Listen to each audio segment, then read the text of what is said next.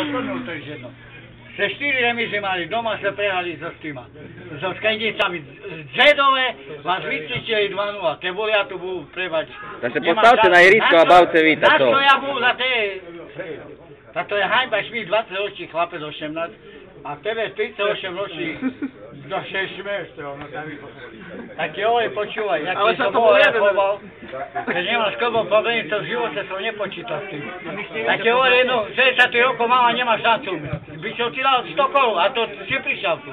Keď som nemá problém s klbom, ja 15 roky do obdy, a ty povieš mne, že ja poďte hrať fotbal. Tak nie, že poďte, bo ja vidíš, že ja nemôžem hrať, bo ja to prežívam.